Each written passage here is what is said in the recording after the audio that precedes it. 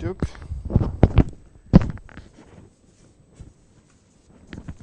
So everybody back again? No losses? Okay, very good.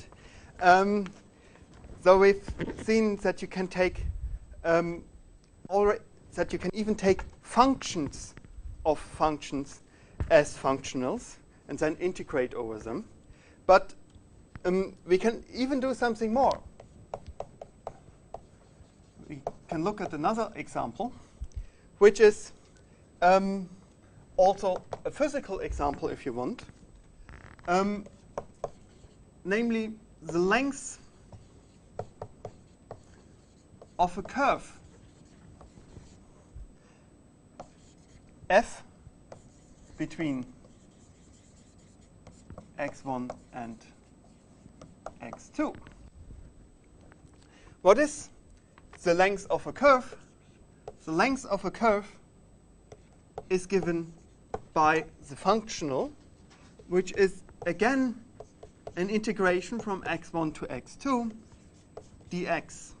But now, if we imagine our curve somewhere over here, what is the length? We want to really know how long this is along here. So we have to take little pieces over here. The little part of the triangle is, of course, dx. But this over here is, of course, related to the derivative, which is f prime times dx, or f prime of x times dx. And to get the whole length, we, of course, have to use Pythagoras. So we have, for the length, dx times 1 plus the modulus squared of the derivative of the function. And this is a proper functional because it maps our function onto a number. So functionals are also allowed to contain derivatives of the function. There's one caveat we have to take into account, however. If we take derivatives, then we should restrict our space of functions or our vector space to those functions where you can actually take a derivative.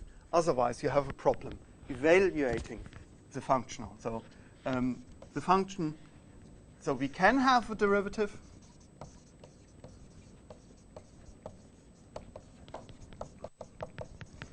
But, of course, f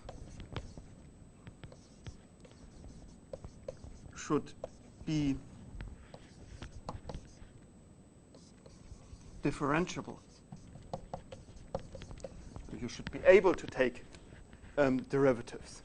But typically, and that's something where physicists tend to be somewhat sloppy, we simply assume that all the functions here are suitably nice, meaning whatever we need them to be, that's what they are. For example, they should be differentiable. If we want to use even second derivatives in our functional, then they should be 2 times differentiable.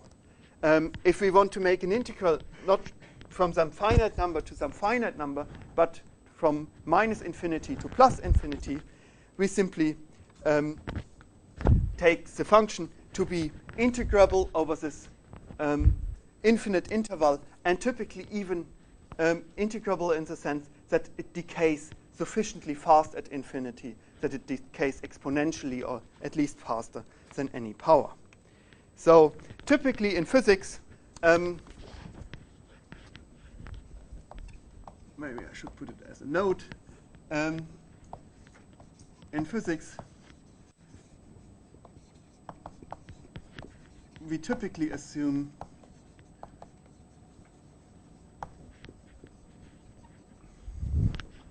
f, or the functions, whatever it is, to be very nice. It's a very rough statement, i.e.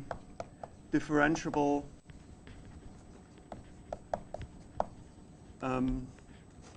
integrable and so on. We simply we simply restrict our space of function until we have reached a point that we can evaluate our desired functional. And of course, as already noticed, we can now really go to physics. The action functional S of Q. It doesn't matter how we call our variables or our functions, which is an integral from t1 to t2, d2 over the Lagrange function, and its time derivative is a functional.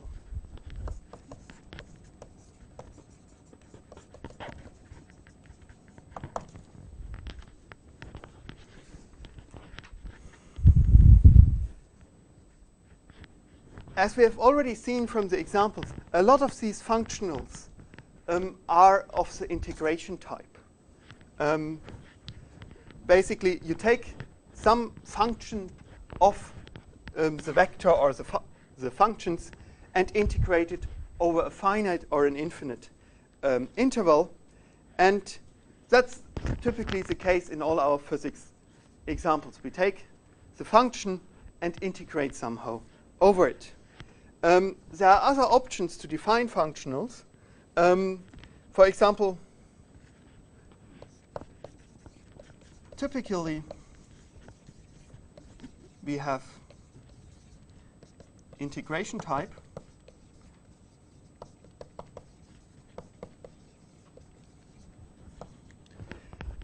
But we could also have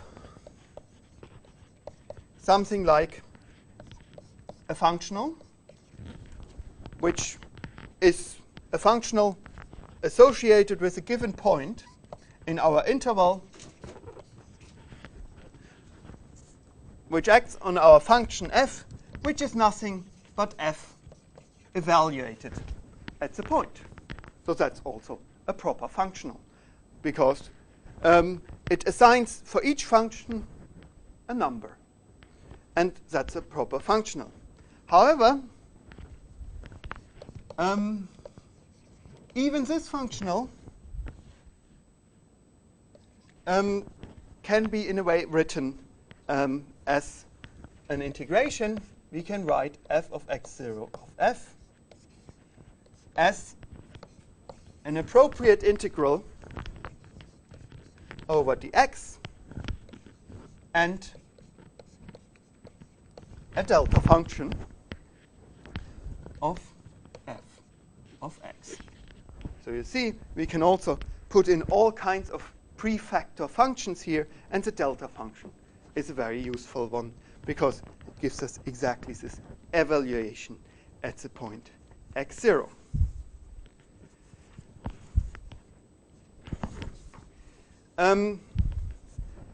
We have seen that the functional can depend on a function and its derivative, but so far we have only looked at functions here which are which depend on one variable.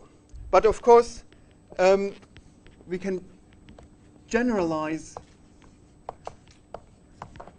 to functionals on functions. It's a bit of a kind of makes a knot into your tongue. On functions which depend on many variables.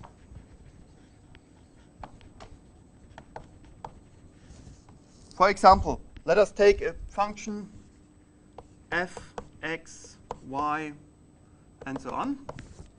Then, of course, a nice functional of our integration type would be we integrate, and now the only difference, we don't integrate over x, over y. Of course, we integrate over everything, dx, dy, and so on, of some polynomial or some function again of f, the partial derivative with respect to x, the partial derivative with respect to y, and so on. And if we want, we can even have second derivatives. And of course, this over here is nothing but the integration over a suitable volume. Over here, so the generalization to functions which do not depend just on the time, but they also on the spatial coordinates is relatively straightforward. Okay, so now that we know what a functional is, we would like to learn more about its properties. In particular, what happens if we change the function, the argument, a little bit. For functions, we know how to take derivatives, and now we want to find out how we take derivatives for functionals.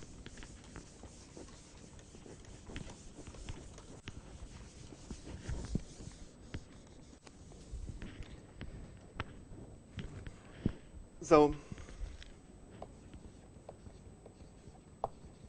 we would like to know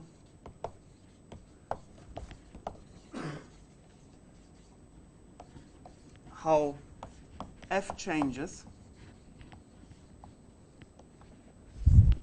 when we change the function, so f of f, when we change f a little bit.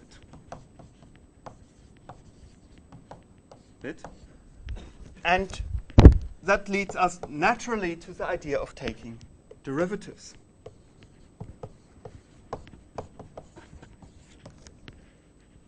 But let us take one step back.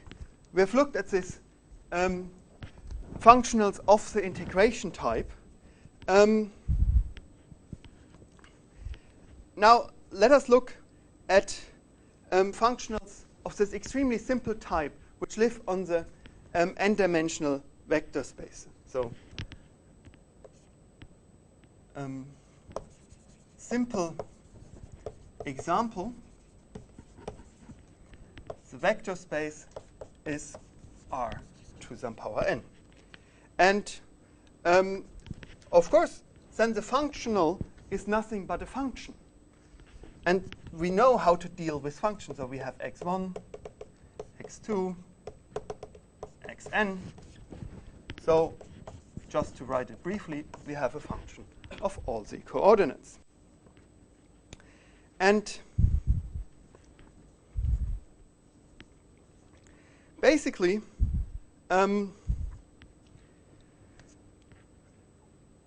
we can obtain suitable derivatives by our knowledge how all the different coordinates are independent of each other. So we can obtain suitable derivative by using dxi, so partial derivative with respect to dxj is equal to delta ij. That's simply the statement that for partial derivatives, the different coordinates are completely independent of each other. So now let us look how we can use this to take nice derivatives of our functional, which is nothing but the function itself.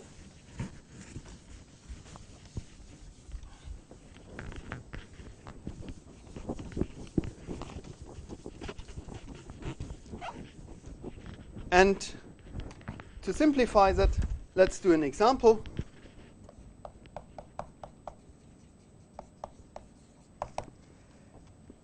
F of x is again our scalar product with a fixed vector. So it's v times x. That's our function, or our functional, if you want. And that is nothing but very explicitly written the sum of vk x k. And now we can take all kinds of different derivatives. We can take the derivative of f with respect to some xi. And that's nothing but the sum over k, vk delta ik, and that's vi. So the important part you should notice is that here we have a sum, and here we have used our delta ik.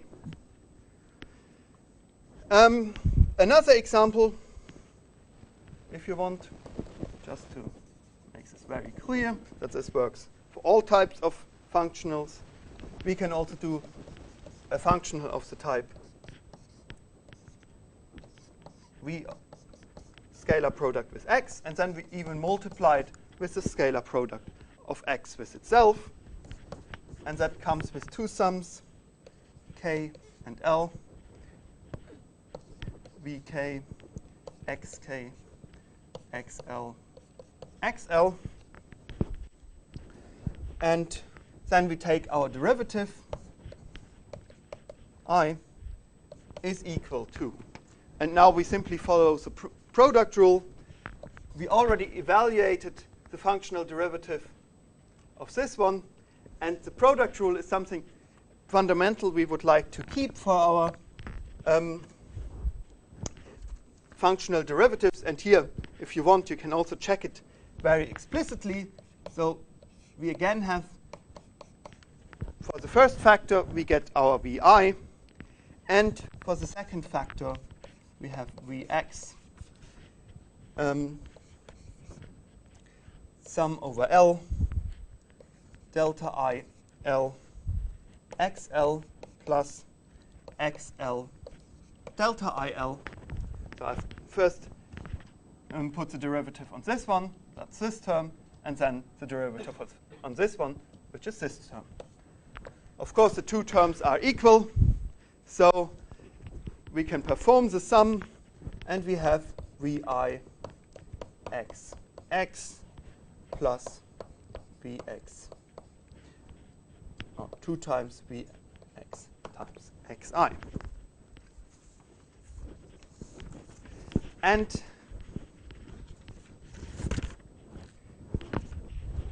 now we can simply go ahead and, in a way, generalize. We can go from this example with n dimension, with a finite number of dimensions, and generalize directly to the idea of a functional that lives on a space of functions. So we generalize. Now we have to look closely what things we want to generalize to which thing. So here, our functional acted on x. So we want, of course, to replace x by the thing on which our functional acts, our element of the vector space, which itself becomes a function. Then we have the different i's, we have the different coordinates. The coordinates, you can say, oh, that labels the different directions in my vector space, and the different directions. Basically, for a function, I can at each point choose a new value. So a function is an infinite dimensional vector space where the dimension number, so to speak, is given by x.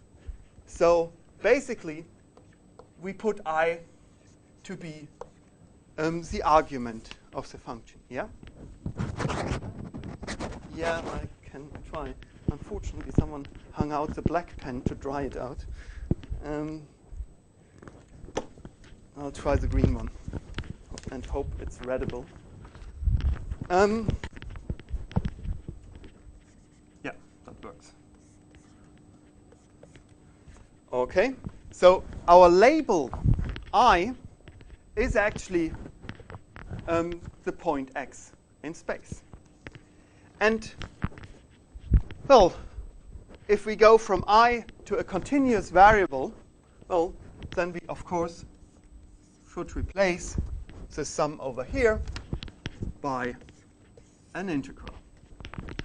And finally, we had inside the sum, when we took the derivative with respect to a certain, we had this delta ik, or the delta ij, and we should replace that, of course, by a continuous version of that. So we replace it by delta x minus y. And in the notation, here we called it simply the partial derivative with respect to the variable. And, well, in the notation, we exchange this partial for the symbol for a functional derivative, which is simply a delta. So let us do this at an example.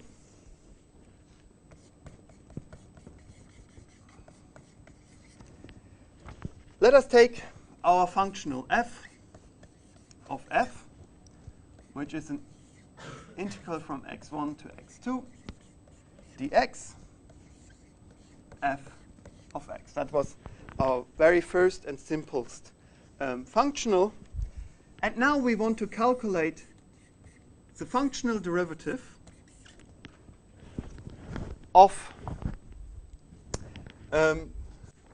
this simple functional with respect, well, we have to go for the variable. So we have to take the derivative with respect to f. But where do we evaluate f, so to speak? So at which point, at which label I are we going? Well, we can say at a certain point y. And following our simple replacement rule, we have x1, x2. So we keep the integral dx. And now we have to take the derivative of f of x with respect to f of y. So we have to take delta f of x, delta f of y. And this is simply x1, x2 dx. And that's where our replacement rule for the delta ij comes in, because that over here was dxi by dxj. So here we go. That becomes delta x minus y. And of course, if we want, we can even evaluate this integral. It's simply 1 if y is an element of x1, x2, and 0 if y is not an element of x1 and x2. So the functional derivative with respect to a function is actually a function itself. It's a function of the coordinate y. It depends on y. So like this derivative of this function had an index I, this functional derivative has now a coordinate or a parameter y over here.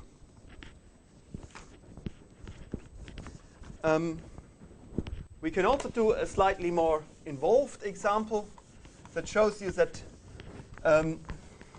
not all functional derivatives are simply 0 or 1. So we can do our next to simplest example,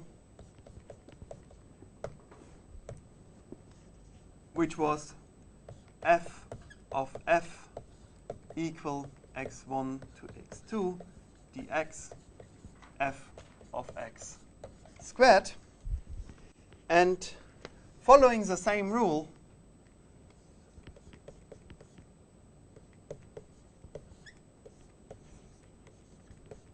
of y is actually integral x1, x2. Following, as usual, the product rule, this gives us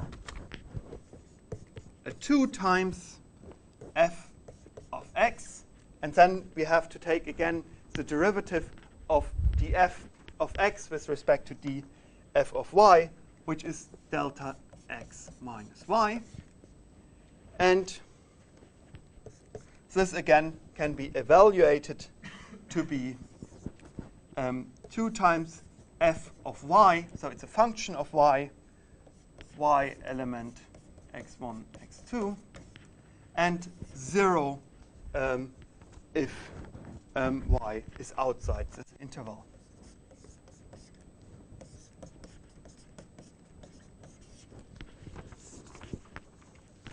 Okay, so by simple generalization from this finite dimensional example, we now have an idea how to take derivatives on this space of functionals. So the important thing to remember is simply actually that you follow all the same rules as for ordinary derivatives, and then you simply use this delta f of x by delta f of y is the delta function. So you typically simply write down all places where your function appears and then replace it by the delta function.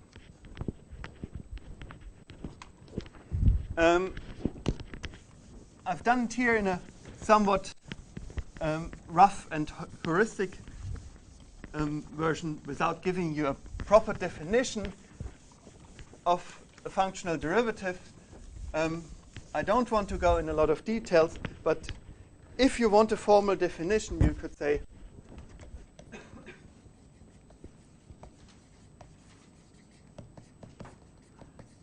you can use something like that's a function,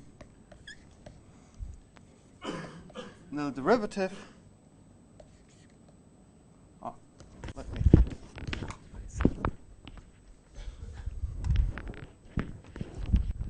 And let me write this here quite explicitly. Delta f of y is, as usual, defined as a limit of some small quantity which goes to 0 of the functional on f of x plus epsilon times a small modification at the point y. So we add, well, at y it's not really a small deviation. It's small in the sense that epsilon is small, but it's infinite in the sense that delta is infinite. But basically you add a little bit of a delta function at the point y and see how the functional changes. So you modify the function at a fixed point and do it by a somewhat small amount. You subtract, of course, the value of the original functional and, as usual, divide by epsilon. So it's very much the same as you would do in ordinary analysis when taking derivatives. You modify a little bit, you go a little bit away from your original argument, and then you take the limit of this modification going to 0. And you always take the modified thing minus the unmodified thing, and then divide by the modification. OK, so now that we know how to take functional derivatives, we can come to some nice applications in physics. And here we are basically back to our Euler-Lagrange equations, which we can now really derive from the Hamiltonian principle.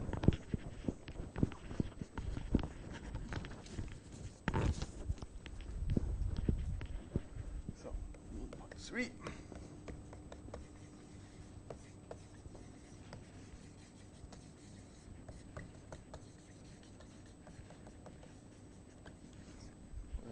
Take a look at the Euler-Lagrange equations. So we can take our physics example, basically where we have an action functional, which is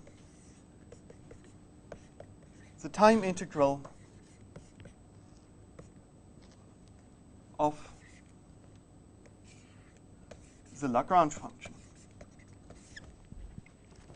Now, the Hamiltonian principle tells us that the action should remain stationary under changes of the path. So we start with a given path and want to know if it solves the Hamiltonian principle. Then we modify the path a little bit by we modify it a little bit away at one point, and it shouldn't change. That is what it means to be stationary. That is what it means to be an extremum.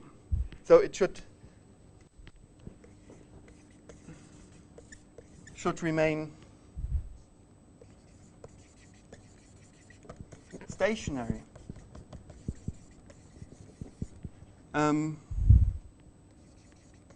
Under changes of the function. And what does it mean now in our functional language? Well, and of course only in the interval t1, t2. Well, in our language with the functional, we have this functional of q, and now it shouldn't change if we modify it a little bit inside the interval. So we say we take the derivative with respect to the path. So wherever we modify inside the interval a little bit the path, it shouldn't change. And that's what the Hamiltonian principle tells us. That's the Hamiltonian principle. So this is a direct application of our functional derivatives. We can now really search for an extremum of our action functional. We can search for the path where the action functional becomes extremum.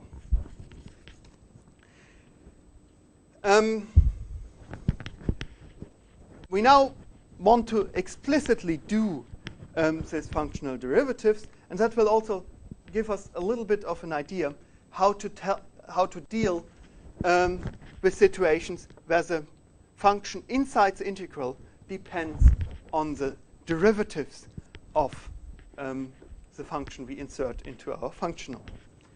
So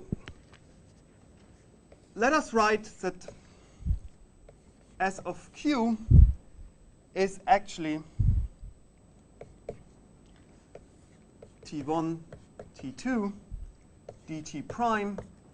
And I've changed the integration variable to t prime because for convenience I would like to take the derivative with respect to t. That's just for convenience. And the integration variable I can change to whatever I like. So let us write it as a function of q. So far it's exactly what we've written over there. But let me write explicitly the time derivative. So now we can evaluate step by step our functional derivative with respect to t. And that's basically why I relabeled the integration variable. I simply want for convenience to have a t here. Now, this is still an integral, dt prime. And now we do it step by step. So we have the Lagrange function, which depends on q and q dot. So we take the Lagrange function and take the derivative with respect to q. That's the first part.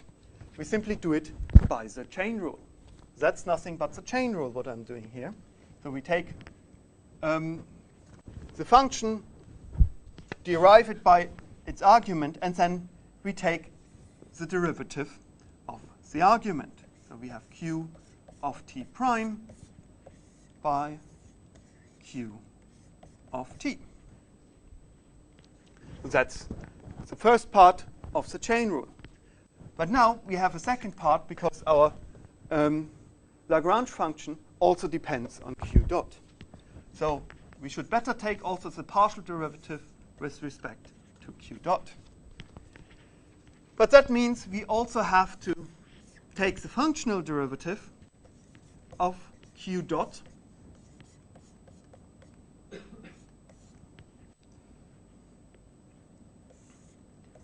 with respect to q of t.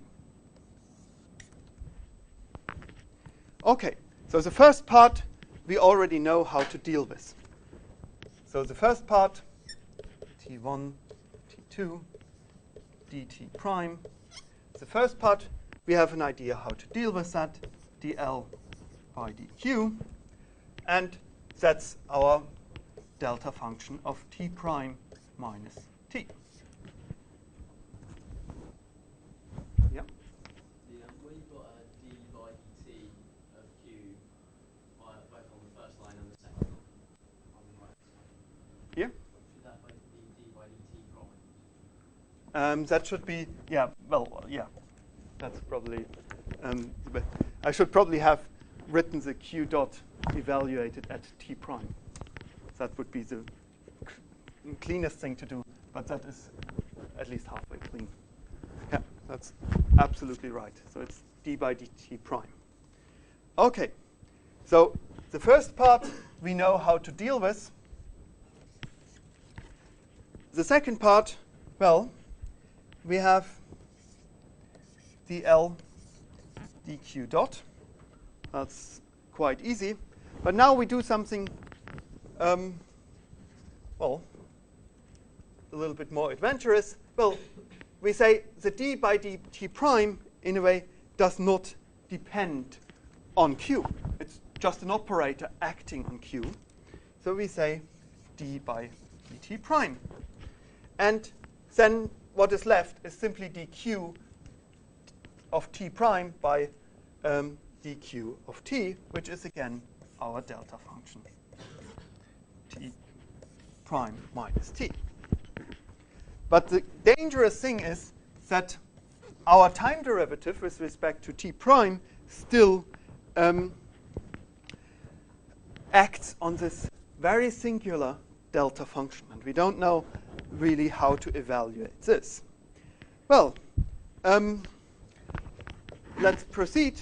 The first part is again something we know how to deal with, because, well, we can integrate over, and we have already assumed that, or we can make it again, is element of t1, t2. So it's inside the interval. And if we have this case, then we can simply evaluate the first part. The first part is simply dl by dq evaluated at time t. But the question is how to deal with the second part. Well, the second part we can deal with by partial integration. We move from here to here, and partial integration gives us a -1. It's the minus sign of partial integration, so we move the derivative from acting on the delta function to acting on this function in front of the derivative. So what we get is -1 for the partial integration, x1 to x2 dt prime. And now we have d by dt prime dl by dq dot.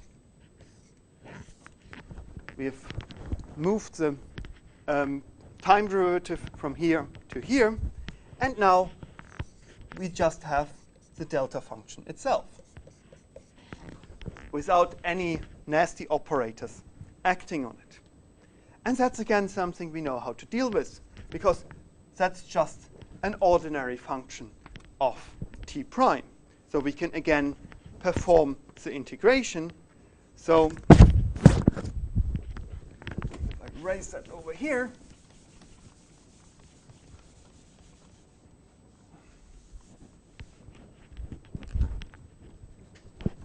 we again have dl by dq evaluated at point t, minus that arises from the partial integration, and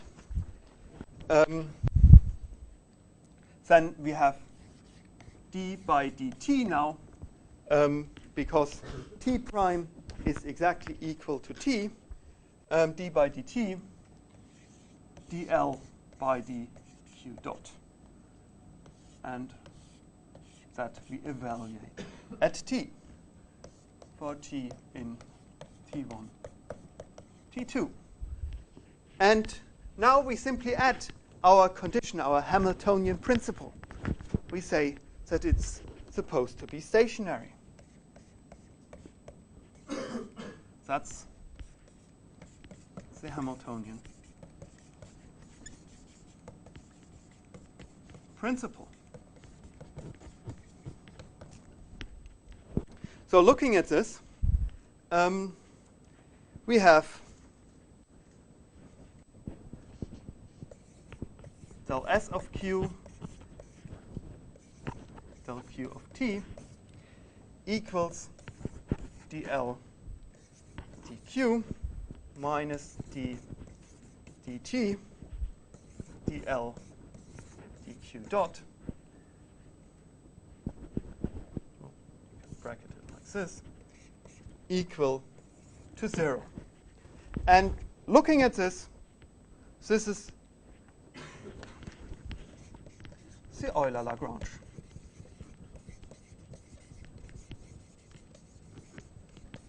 equations.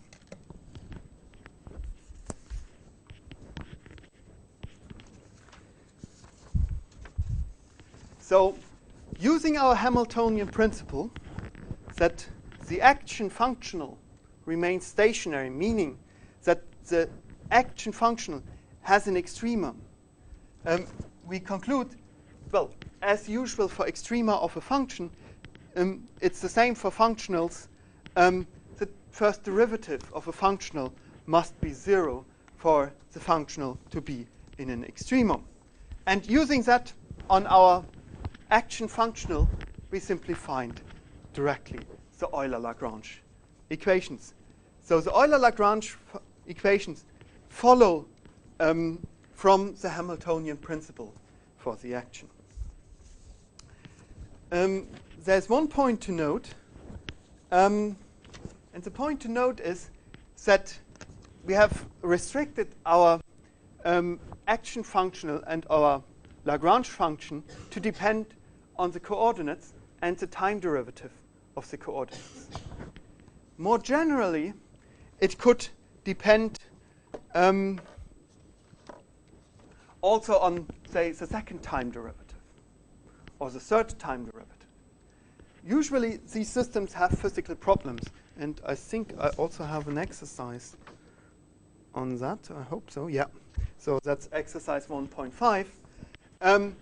But the Euler-Lagrange equation in this form are only valid if the Lagrange function depends only on Q and its first time derivative. If you add additional time derivatives inside the Lagrange function, you have to retrace these steps, and you get a new extended Euler-Lagrange equation.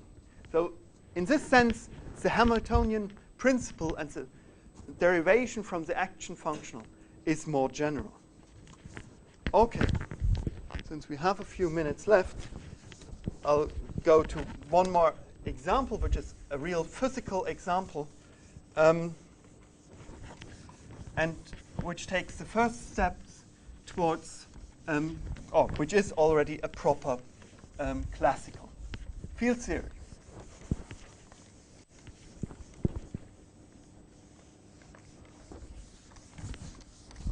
Let's dive directly into proper field theory. So far, we have done this action principle for classical mechanics, but now we can do it also for field theories. So, and we can get Euler-Lagrange equations for field theories if you want. Missing something? No, I think that's all fine. So in a way, it's an example, but it's also the first and probably most well-known field theory. It's classical electrodynamics.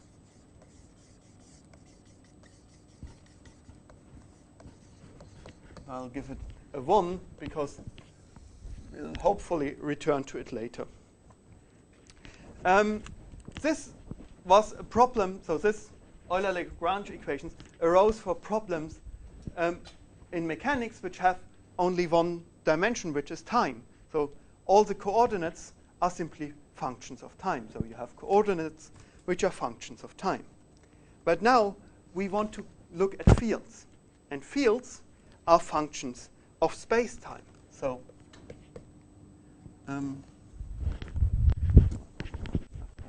is that?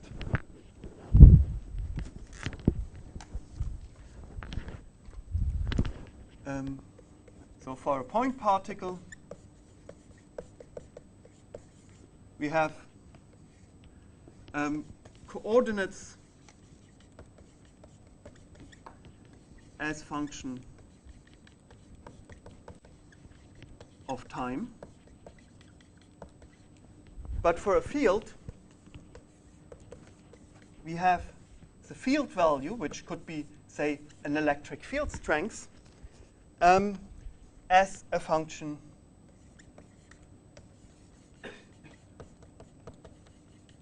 of space-time. That's the important part. Field coordinates depend on space-time. For example, the electric field can be different here than it is over there in Newcastle. It can also be different now than it was 10 billion years ago. So we now want to look at problems with more than one coordinate. So we look at an action functional, and I'll do an action functional as a function of the vector potential of electrodynamics. So that's the vector potential, if you want. Makes this clear by an index mu. And the action functional is, again, an integral, but now a space-time integral. And typically, we take all of space-time. Okay, not just some fixed volume, but all of space-time, again, of a function of the potential and of the first derivatives of the potential. And for classical electrodynamics, we know how this Lagrangian looks. You've probably all seen it at some point or another. In suitable units, it's -1/4 f mu nu, f mu nu, where f mu nu is the field strength plus the current times like this, coupled to the electromagnetic gauge potential. And the field strength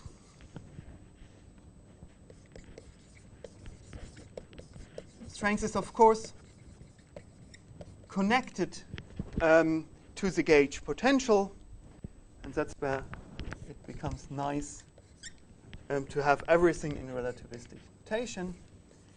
The field strength, you might remember, it's this matrix with the electric and the magnetic fields in it, but it's easily written in terms of the gauge potentials.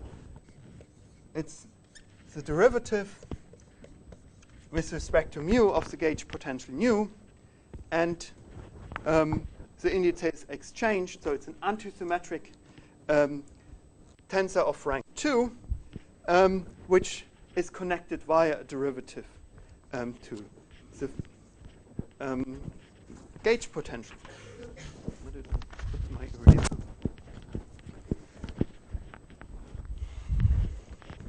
Okay, so now we have the action functional, we have the Lagrange function, we know how the field strength depends on the gauge potential. Therefore, we can use again our Hamiltonian principle. And that's one of the clear advantages of using a fundamental concept like the Hamiltonian principle, because now we can easily extend the idea of finding the extremum of this action functional. We can immediately generalize it from our point particle to our electromagnetic field. So what we want using the Hamiltonian principle is, so we use Hamilton principle. So we want to have 0 equal the functional derivative of our action with respect to all the gauge potentials. And here it becomes important that we do not have just one gauge potential, but actually we have a whole set of gauge potentials. We have 4 gauge potentials. One is electrostatic potential, and 3 correspond to the vector potential. And this, of course, depends now on a coordinate x, which is, if you want, also a 4 vector. So this is also a 4 vector. Okay, so this is, did I lose a minus? Anyway, I'll keep the minus for the moment. Now, we can explicitly do our derivative, and we follow exactly the same rules. So we have 1/4 or minus 1/4 d4y. And, well, as we can see from our definition of the field strength tensor and our Lagrangian density over here, well, f depends only on the derivatives. There is no explicit dependence on the potentials. It only depends directly on the derivatives. So basically, our first term is we write the first f mu nu and take the derivative with respect to a rho. So we have a d mu delta nu rho. So that was an a nu of y. So we get a delta nu rho because even the indices have to coincide. And of course, the coordinates have to coincide as well. So we have our delta function.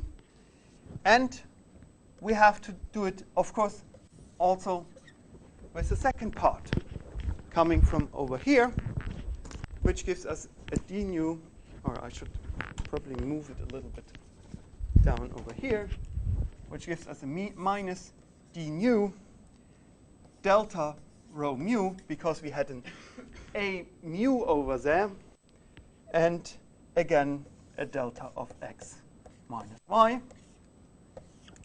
big brackets, and then we have to multiply it by d mu a nu minus d nu a mu, which is the second f mu nu. Oh, I've exchanged the upper and the lower indices. So that was the derivative of the first f mu nu, and that is the second f mu nu. Of course, we also have the derivative of the first. So we have d mu. Oh, we leave the first one, a mu, and we take the derivative of the second one. So we have something like d mu, and then we should have some eta. If we take derivatives, oops, why did I use delta? Well, that was very sloppy of me. Ah, but they were all lower. Okay. If we take derivatives, slightly. So we should. Okay. Let me see. Let's see.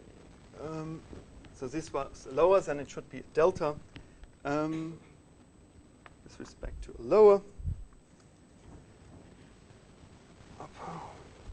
Okay, so this should be an eta rho nu, and sorry about that. That should actually have been an upper index. Sorry about that. That should have been an upper index. If you are very careful about upper and lower indices, which I'm admittedly sometimes not, the derivative with respect to a lower indexed quantity is typically an upper indexed quantity. And if you take, like this, an a nu with respect to rho, then it should be a metric appearing here. That's the only difference we have to take into account when we go to Minkowski space. We have to account for the appropriate minus signs of Minkowski space. So we have this. We have the usual delta functions. And we have d nu, g rho mu, and again, the delta function. Oh, that should also be y minus x. OK.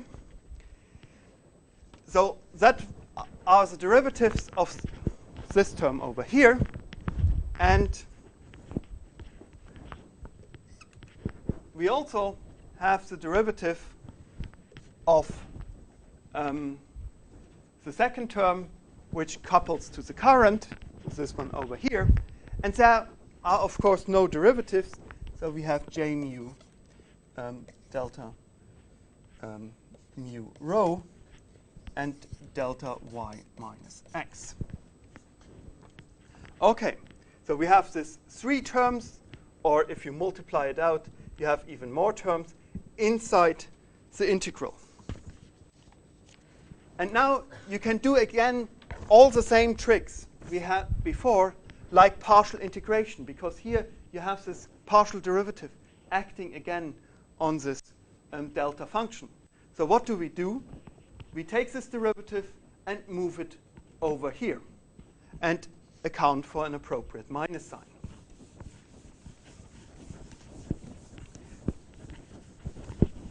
This whole thing of taking functional derivatives takes a little bit time getting used to, but at the end, it is really exactly the same as taking partial derivatives on finite dimensional vector spaces. So now we roll over all these derivatives from here, from the delta functions, to this non-singular part, and we do the same for here, for here, and for here. And after we've done all that, we can condense the whole thing down and express it again in terms of the field strengths. And that's, if you want a little exercise to do all the details at home. But the final result is that we have d mu f mu rho plus j rho is equal to 0 again, due to our Hamiltonian principle. And if we want to write this a little bit nicer, we write d mu f rho mu equal j rho. We have exchanged the two indices here and accounted for the antisymmetric property of the field strengths, and therefore put the current to the right-hand side. And these are the classical Maxwell equations.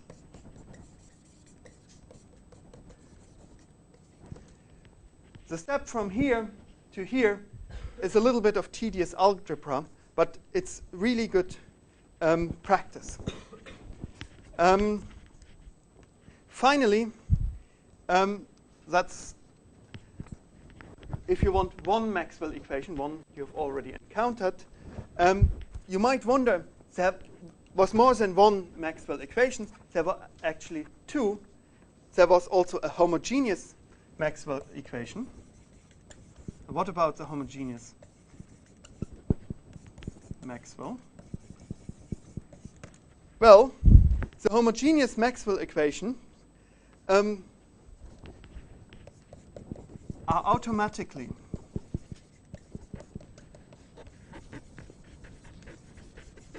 fulfilled if you take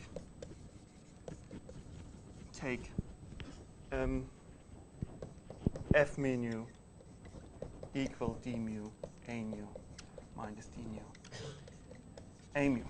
And the homogeneous Maxwell equations are simply, if you want, d mu f dual mu nu is equal to 0. And you can check that if you put this in and use the definition of the dual of the field strength,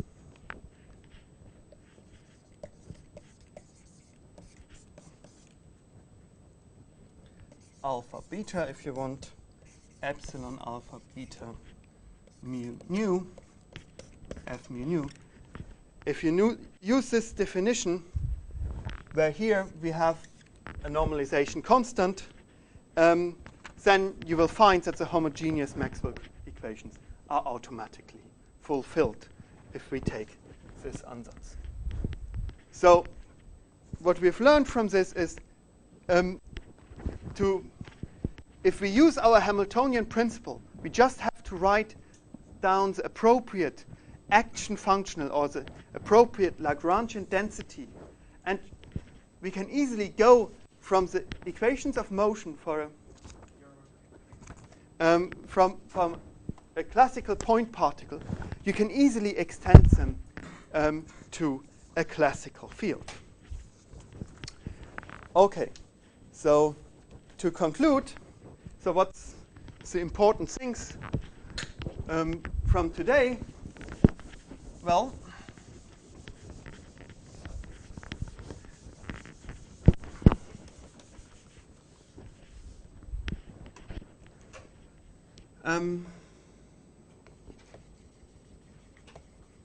if you want, so Lagrange and Hamilton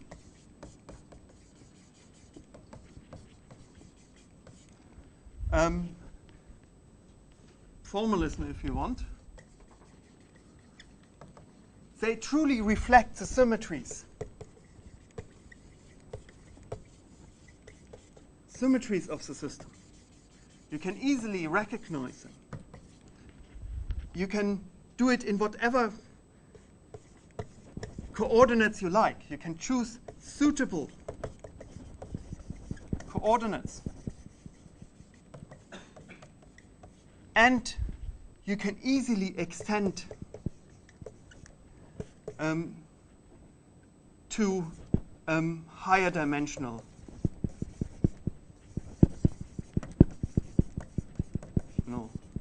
situations, and if you want, and you can go from a point particle to a field. And to do that in a very consistent manner, you can use the idea of the action, which is a functional,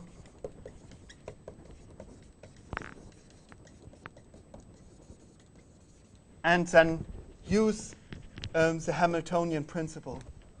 So